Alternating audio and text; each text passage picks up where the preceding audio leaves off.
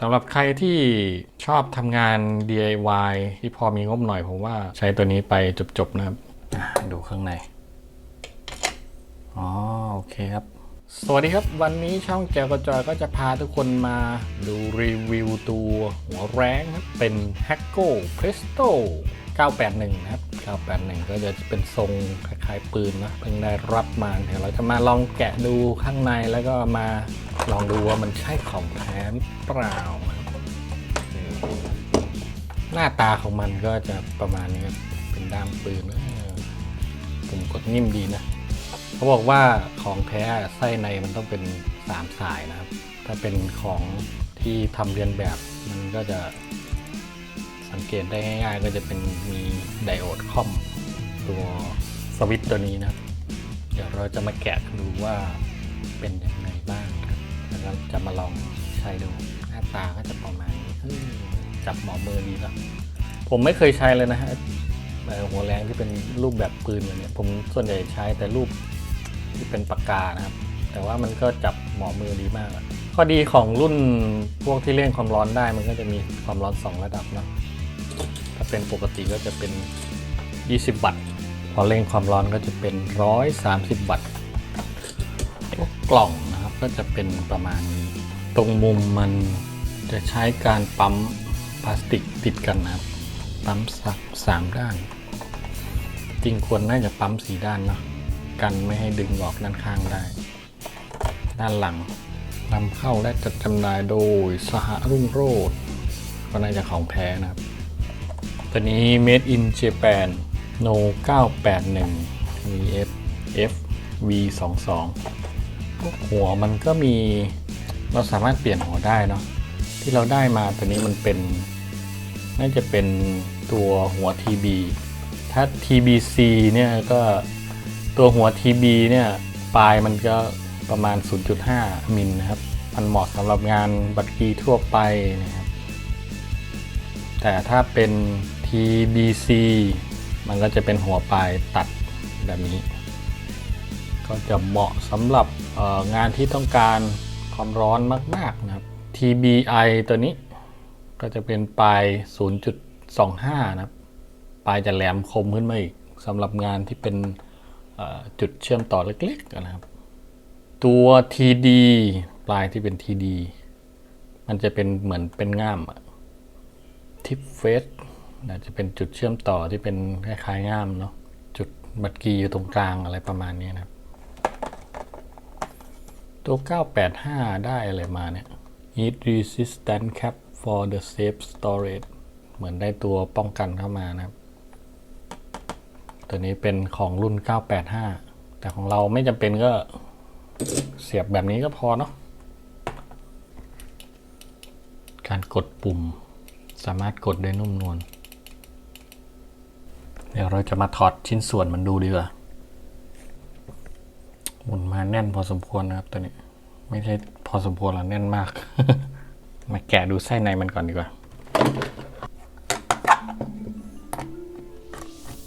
การแกะพวกนี้ก็น่าจะทำให้หมดประกันเนาะแต่ว่าเราอยากรู้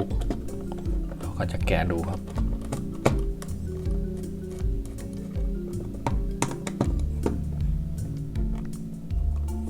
อะไรมันมี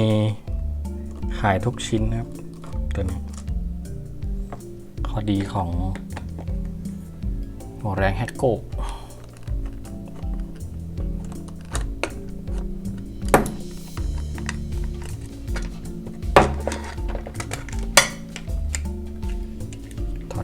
น็อต4 ตัวนะครับ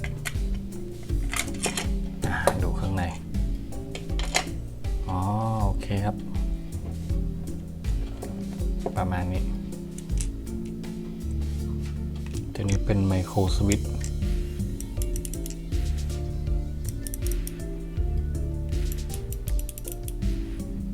ก็มีสายเข้ามาแล้วก็ต่อเข้าสาย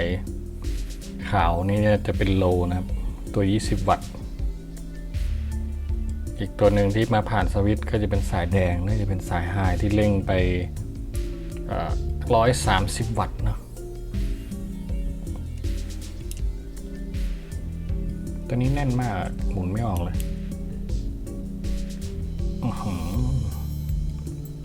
จริงเคยดูแล้วนะข้างในมันก็จะเป็นไส้เซรามิกนะครับหัวเปลี่ยนได้แต่ว่าเขาหมุนมาแน่นมากอะต้องหาครีมอะไรมาหมุนเนาะเมื่อกี้ลองใช้ครีมตัวนี้ก็ไม่ออกจะเป็นบล็อกของไมโครสวิตช์นะครับอยู่ประมาณนี้เห็นบล็อกแล้วก็บล็อกที่สวิตช์ประมาณนี้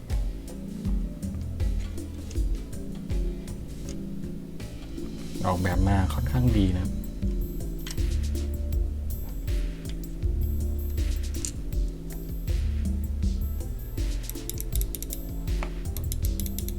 การกดได้นุ่มนวลดีประกอบกับครับข้างในมีแค่นี้ถ้าดูเห็น3เส้นแบบนี้ก็แสดงว่าของแท้อยู่นะครับไส้ความร้อนมันจะแยกไส้ตัว20วัตต์กับ130วัตต์ถ้ากดสวิตช์ไฟมันจะวิ่งไปเลี้ยงที่130ครับถ้าของกู๊ดจะมีไฟอยู่ด้านหลังนะครับแต่ของแฮกโก้ไม่มีกู๊ดจะแพงกว่าประมาณ200แฮกโก้ประมาณ700ตัวนี้981ของกู๊ดประมาณ1,000ถ้าใครจะซื้อไปซื้อช่วงโปร7 เดือน 7โปรกลางเดือนเนี่ยมันก็จะได้ลดประมาณ100ครับตรงนี้หมุนมาแน่นมากหมุนธรรมดาไม่ออกเลยลองใช้ครีมหมุนดูนะโอเคออกแล้ว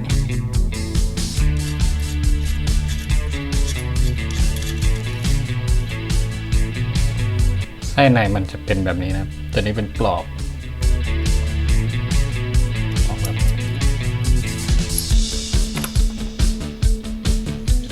ใส่ความร้อนเป็นเซรามิกตัวนี้ต้องระวังนะตัวนี้คือปลายที่จะใช้บัตรตีตัวนี้เปลี่ยนได้นะใส่เซรามิกตีโลโก้คำว่าแฮกโก้ไว้ตรงนี้ด้วยก็จะมีปลอกตัวนี้แฮกโก้ใส่เซรามิกส่วนสำคัญมันคือตัวนี้แหละใส่ตัวนี้แล้วก็ปลายเนี่ยครับการประกอบมันก็จะใส่ตัวนี้เข้ามาก่อนเสร็จแล้วก็ใส่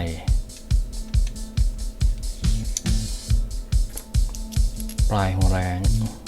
จากนั้นใส่ตัวครอบมั่นคงดีนะแน่นดีอ๋อมันมีใช้ครีมหมุนได้นี่หว่าโอ้ยลืมดู นี่ครับลืมสังเกตโอ้มันมีร่องเขามีร่องให้ใช้ครีมน่าจะเบอร์10หมุนได้เลยนะเนี่ยโอ้ลืมสังเกตนี่เราก็ใช้อุปกรณ์ไม่เหมาะสมมาใช้ตัวนี้ไม่ออกนะจึงใช้ตัวนี้แล้วก็ตำแหน่งมันมีตรงนี้หมุนได้เลยโอ้ง่ายๆเวลาเปลี่ยนไส้ลองเสียบไฟครับเดี๋ยวเราจะมาลอง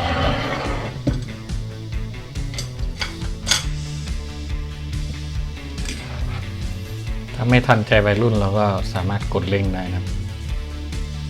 ประมาณ30 วิร้อนหรือยังรายการนะครับร้อนเร็วมากอะนี่ครับปลายที่ดีมันต้องดูดตะกั่วแบบนี้นะลองถอดขาอุปกรณ์วงจรปกติไม่ต้องเร่งความร้อนเลยเนาะแต่ถ้าไม่ทันใจวัยรุ่นเราก็กดเร่งช่วยได้นะ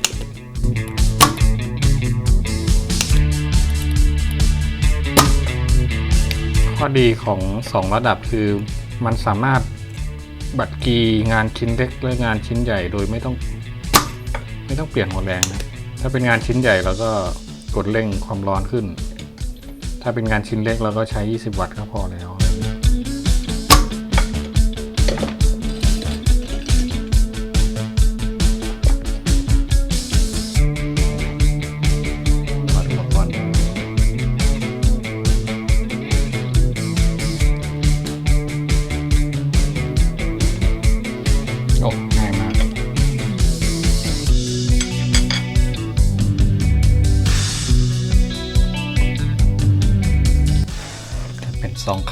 ไม่ต้องใช้ตัวดูนี่เรียบร้อยครับ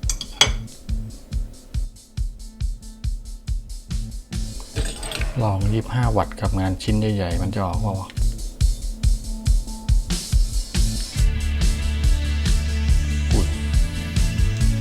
โอ้ร้อนนะร้อนแรง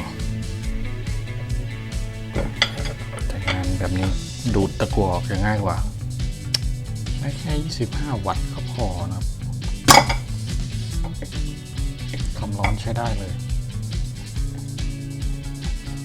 ตรงปลายแหลมๆนี่ความร้อนก็ยังถึงนะครับถ้าเป็นของราคาถูกส่วนใหญ่ตรงปลายมันไม่ค่อ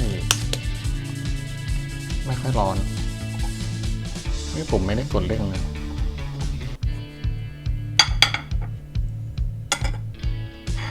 โอเคประมาณนี้ครับก็ถือว่าใช้ดีสมยี่ห้อครับวันนี้ก็มามินิรีวิวคร่าวๆตัว Hakko Presto 981ครับราคาประมาณ700 บาทถ้าซื้อช่วงโปรโมชั่นก็จะได้ลดประมาณ100 บาทนะซื้อช่วง667788อะไรประมาณนี้ใช้โค้ดเอาสำหรับใครที่ชอบทำงาน DIY ที่พอมีงบหน่อยผมว่าใช้ตัวนี้ไปจบๆนะครับเพราะว่าอะไรมันมี2 ระดับถ้าใช้ตัวนี้ถ้าชอบยี่ห้อกู๊ดก็จะมีคล้ายๆกันแต่ตัวนั้นจะได้วัตต์สูงกว่านะก็จะเป็น20 วัตต์กับ200 วัตต์ตัวนี้เป็น20 วัตต์กับ130 วัตต์นะครับความร้อนอาจจะน้อยกว่ากู๊ดนิดนึงแต่ว่าก็ราคาก็ประหยัดกว่าประมาณ200เนาะช่างในไทยส่วนใหญ่ก็ใช้ Hakko กันก็เยอะนะครับตัวนี้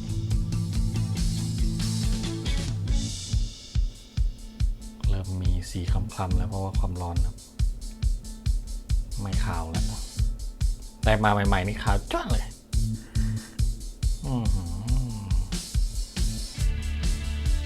สมัยเด็กนี่อยากได้มากเลยก็สำหรับงานที่แบบนั่งแช่ทั้งวันได้เลยนะครับแบบนี้ทำยากแล้วก็มีอะไรเปลี่ยนทุกตัวถือว่าโอเคนะโอเคครับไว้เจอกันคลิปหน้าใครชอบคลิปแบบนี้ก็อย่าลืมฝากกดไลค์กดแชร์แล้วก็กดกระดิ่งแจ้งเตือนคลิปไว้นะจะได้เห็นคลิปใหม่จากทางช่องของเราเวลาลงคลิปมันก็จะได้แจ้งเตือนวันนี้มารีวิวคร่าวๆตัว Hakko Presto 981ครับหัวธรรมดาเดี๋ยวถ้ามีงบจะไปซื้อหัวตัดมาใช้อยู่พอเราบัตรกีงานใหญ่ๆต้องใช้หัวตัดเนาะถ้าบัตรกีทั่วไปก็ใช้หัวธรรมดาแบบนี้ก็จบแล้วนะโอเคครับไว้เจอกันคลิปหน้าครับขอบคุณครับขอบคุณทุกคนนะครับ